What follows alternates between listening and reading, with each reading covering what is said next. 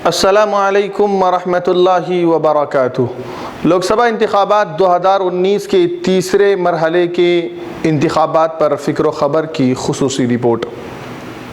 नाज़रीन, मुल्क भर में जुमला 7 मराहिल में इंतखाबात करवाए जा रहे हैं। आज मुल्क की 15 रियासतों में लोकसभा की 117 नशिस्तों के लिए तीसरे मरहले के तहत पोलिंग सुबह 7 बजे से शाम 6 बजे तक जारी रही। इन रियासतों में इंतखाबात का मरहला पुरअमन तौर पर पाए तकमील तक पहुँचाने के लिए सख्त हिफाजती इंतजाम भी किए गए, जिनमें आसाम की 4 नशिस्तें, बिहार की 5, छत्तीसगढ़ की 7, गुजरात की 26, गोवा की 2, जम्मू और कश्मीर की 1, कर्नाटक में 14, केरल की 14, महाराष्ट्र की 20, ओड़ में 14, उत्तर प्रदेश में 6 और मगरबी बंगाल की 10 सीटें भी शामिल हैं।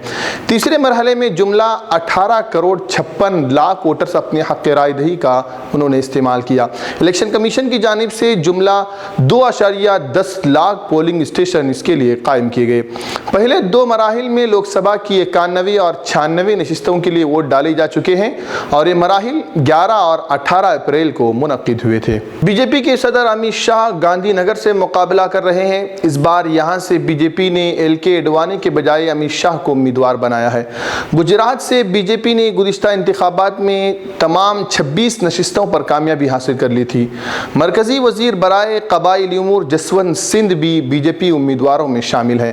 केरला में राहुल गांधी वायनाड हल्के से उम्मीदवार हैं और वो अमेठी से भी मुकाबला कर रहे हैं। राहुल गांधी के मुकाबले से रियासत में इंतखाबात दिलचस्प हो गए हैं।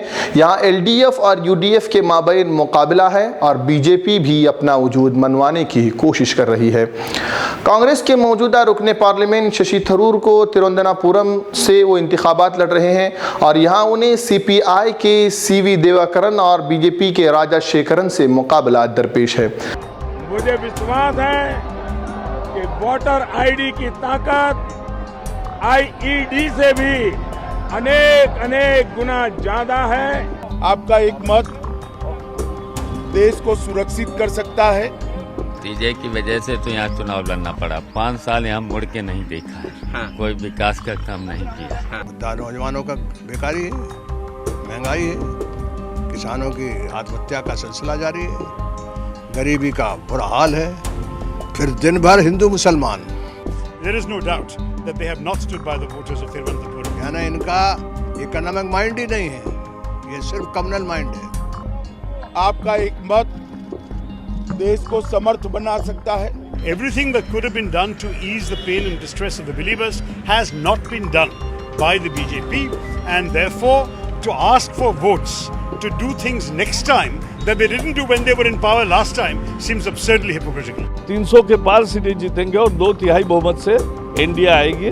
I'm confident that I will win because the whole public here in my constituency feel that they want to have a change. Karnataka में 2 रुखी मुकाबला है। यहाँ कांग्रेस जेडीएस का रास टक्कर बीजेपी से है। बीजेपी यहाँ कुछ हलकों में अच्छा असर रखती है और वो अपनी तादाद में इजाफे की कोशिश में भी है। बीजेपी का दावा है कि रियासत में मोदी लहर है और इसका वो उसे फ़ायदा हासिल होगा। कांग्रेस जेडीएस इत्तेहाद के लिए इंतखाबात इम्तिहान से कम नहीं, क्योंकि रियासत में दोनों जमातों की मखलूत हुकूमत है जिसके सरबराह जेडीएस के HD कुमारस्वामी हैं। रियासत कर्नाटक में आज 64.6% पोलिंग हुई। सबसे ज़्यादा पोलिंग चिकोड़ी में 71.79% रिकॉर्ड की गई और सबसे कम पोलिंग रायचूर में 56.56 रिकॉर्ड की गई। उत्तराखंड के हलके के लिए 71.08% पोलिंग हुई। इस हलके में सबसे ज़्यादा पोलिंग सिरसी में 78.09 और भटकल में 71.73% पोलिंग रिकॉर्ड की गई। इस सीट के लिए 11 उम्मीदवार अपनी किस्मत आजमा रहे हैं। कांग्रेस और जेडीएस के इत्तेहादी उम्मीदवार आनंद स्नोटिकर और 5 मरतबा रुकने पार्लियामान बनने वाले बीजेपी के आनंद कुमार हेगड़े के दरमियान मुकाबला जोरों का है और दोनों के हामी इस सीट पर भारी अक्सरियत से जीत करने के दावे भी कर रहे हैं। रियासत में पोलिंग के दौरान बारिश की भी खबरें मौसूल हुई हैं। भटकल में शाम 4 बजे के बाद तेज हवाओं के साथ जोरदार बारिश हुई और लोगों को पोलिंग बूथ पहुंचने के लिए बारिश के रुकने का भी इंतजार करना पड़ा।